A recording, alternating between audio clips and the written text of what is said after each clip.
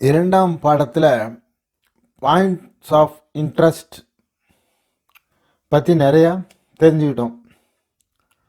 முதல் பாடத்தில் ஒளியை பற்றி பேசிக்கிட்டு இருந்தோம். அதை பற்றி இன்னும் நிறைய பேச வேண்டி இருக்கிறதுனால இப்போ மீண்டும் ஒளியை பற்றி நிறைய உதாரணங்களோட பாடத்தை ஆரம்பிப்போம். காலை 10 மணிக்கு மேல் சூரியனின் கதிர்கள் 45 டிகிரி சாய்வு கோணத்திற்கு மேல் சென்றுவிடும்.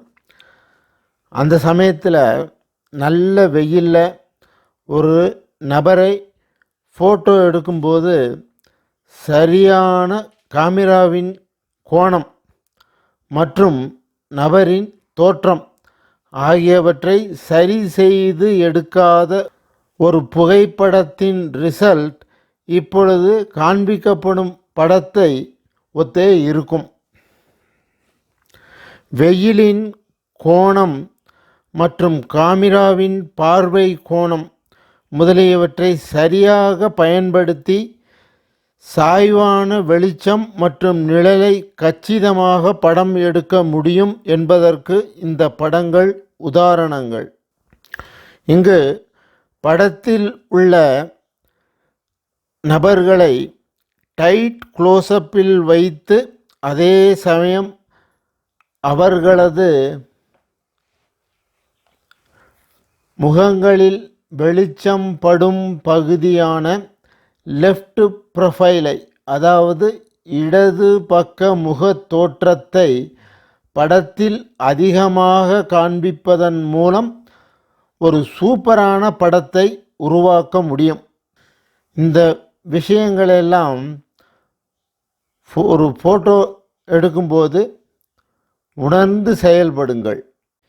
இந்த சமயத்தில் மேகமூட்டமாக இருக்கும் பட்சத்தில் தைரியமாக இப்படி நிற்க வச்சு ஃபோட்டோக்களை எடுக்கலாம்.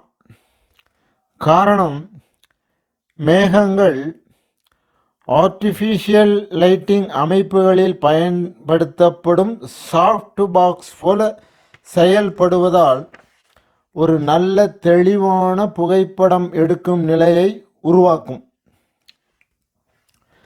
மேகமூட்டம் இல்லாமல் நல்ல வெயில் சமயத்தில் சப்ஜெக்டை ஒரு மர நிழலுக்கு நகர்த்தி ஃபோட்டோ எடுப்பது சிறந்த பலனை கொடுக்கும். முடிந்த வரையில் டீப் ஷேடோ எனும் அடர்த்தியான நிழல் பகுதிக்கு சப்ஜெக்டை நகர்த்தாமல் நிழல் ஆரம்பிக்கும் பகுதிக்கு அருகே நிற்க வைப்பது இன்னும் நல்ல பலனை கொடுக்கும். அடுத்து நீங்கள் பார்ப்பது நிழலில் வைத்து எடுக்கப்பட்ட படம். இரண்டும் அதன் தன்மைகளில் சிறிது மாறுபட்டாலும் ஒரு தெளிவான டீட்டெயிலான படமாக அமைந்திருக்கின்றன. மனிதர்களை வைத்து எடுக்கப்படும் போர்ட்ரைட் ஃபோட்டோக்களில் அவசியம் இந்த விஷயங்களை தவறாமல் கடைபிடியுங்கள். சரி, இப்படி மேலே கூறிய விஷயங்களை கடைபிடித்தால் மட்டும் ஒரு சிறப்பான படங்களை எடுத்து விடலாமா என்றால் இல்லை. கூடுதலாக இன்னும் சில விஷயங்களை நீங்கள் கடைபிடிக்க வேண்டி இருக்கிறது. அவற்றை ஒவ்வொன்றாக பார்ப்போம். முதலாவதாக இந்த படத்தை பாருங்க. சப்ஜெக்டை வெயிலை தவிர்த்து நிழலில் நிற்க வைத்தாயிற்று. இப்பொழுது சப்ஜெக்டுக்கு பின்புறம், அதாவது பேக்ரவுண்ட், நிறைய வெளிச்சம் நிறைந்த பகுதிகள் இருக்கின்றனவா என்று உங்கள் செல்போன் ஸ்கிரீனில் ஆராயுங்கள். நிறைய வெளிச்ச பகுதிகள் இருக்கும் பட்சத்தில் உங்களின் சப்ஜெக்ட் போதிய வெளிச்சம் இல்லாமல் அண்டர் எக்ஸ்போஸ் ஆவதற்கான சாத்தியக்கூறுகள் அதிகம். இதை சரி செய்ய முடிந்தவரை பேக்ரவுண்டில் வெளிச்சம் குறைவாக இருக்குமாறு பார்த்து கொள்ளுங்கள். உங்கள் சப்ஜெக்டை இடது வலது புறமாக நகர்த்துவதன் மூலம் இதை சரி செய்யலாம். இந்த படத்தை பாருங்க. மேலே சொன்ன விஷயத்தில் இது ஓகே. ஆனால் இது இப்போ நான் சொல்ல போகிற விஷயத்தில் ஓகே ஆகாமல் இருக்குது. அது என்னன்னு இப்போ பார்ப்போம். ஹரிசாண்டல் ஃப்ரேம் என்னும் லேண்ட்ஸ்கேப் ஃப்ரேமாக ஒரு படத்தை அமைத்து படம் எடுக்கும் பொழுது அதன் வலது மற்றும் இடது புறங்களிலும் வெர்டிக்கல் ஃப்ரேம் எனும் போர்ட்ரைட் ஃப்ரேமாக ஒரு படத்தை அமைத்து படம் எடுக்கும் பொழுது அதன் மேல் மற்றும் கீழ்ப்பகுதிகளிலும் இன்ட்ரெஸ்டிங்கான விஷயங்கள் இருந்தால் மட்டும் அவற்றை ஃப்ரேமுக்குள் கொண்டு வாருங்கள். அவை சுவாரஸ்யமற்றவையாக இருந்தால் தவிர்த்து விடுங்கள். அதாவது சப்ஜெக்டை ஃப்ரேம் முழுவதும் நிரப்பி மற்றவற்றை கிராப் செய்து விடுங்கள்.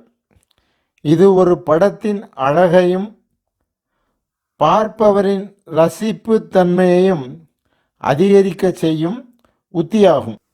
ஒரு சில நேரங்களில் படம் எடுக்க இருக்கும் இடத்தின் சிறப்பான தோற்றம் கருதி சப்ஜெக்டின் பேக்ரவுண்டை கிராப் செய்யாமல் அதற்கு முக்கியத்துவம் கொடுத்து எடுக்க வேண்டிய சூழல் உருவாகும். அந்த நேரங்களில் அந்த பேக்ரவுண்டை, அதாவது பின்னணியை சரியாக பயன்படுத்துவது நமது பார்வையில்தான் இருக்கிறது என்பதையும் புரிந்து கொள்ளுங்கள். மூன்றாவதாக, நபர் ஒருவரை ஒரு மரத்தின் அருகில் மிக நெருக்கமாக நிற்க வைத்து போட்டோ எடுக்கும் பொழுது அவரின் தலைக்கு மேலாக மரத்தின் கிளைகளோ போஸ்டுகளோ இல்லாமல் பார்த்து கொள்ளுவது மிகவும் அவசியம். இன்னொரு விஷயம், இந்த பாடத்தில் அப்பப்போ வேண்டாத பகுதிகளை கிராப் செய்து விடுங்கள் என்று அடிக்கடி நான் கூறுவது, படங்கள் எடுத்த பின்பு அந்த டிஜிட்டல் காப்பியை ஒரு ஆப் டூல் கொண்டு வெட்டி சரி செய்யும் வேலையை சொல்லவில்லை.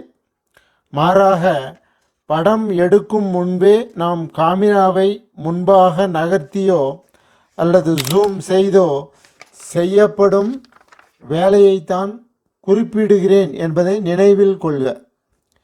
இந்த வீடியோவை பார்ப்பதன் மூலம் ஒரு சப்ஜெக்டை வெவ்வேறு கோணங்களிலும் வெவ்வேறு அளவுகளிலும் மேலும் வெவ்வேறு போஸ் எனப்படும் தோற்ற நிலைகளிலும் எப்படி படம் எடுப்பது என்பது புரிய வரும். இதில் 2 வகை உண்டு. ஒன்று, அந்த பெண்ணை வேறு வேறு போஸ்களில் நிலையாக நிறுத்தி வைத்து எடுப்பது. மற்றொன்று, அவரது இயல்பான அசைவுகளில் சிறப்பான தோற்ற நிலையை தேர்ந்தெடுத்து நிறைய படங்களை எடுத்துக்கொள்வது. இதில் நான் 2வது முறையை இங்கு பயன்படுத்தி இருக்கிறேன். பார்த்தேன் எடுத்தேன் என்ற பழக்கத்தை அறவே கைவிட்டு ஒரு போட்டோ எடுப்பவராக இல்லாமல் கிரியேட்டராக மாறுங்கள். ஏனெனில் சிறந்த புகைப்படங்கள் எடுக்கப்படுவதில்லை, உருவாக்கப்படுகின்றன. இதை நன்கு ஞாபகத்தில் வைத்துக் கொள்ளுங்கள். நன்றி, வணக்கம். மீண்டும் சந்திப்போம். உங்களிடமிருந்து விடை பெறுவது உங்கள் சங்கர்.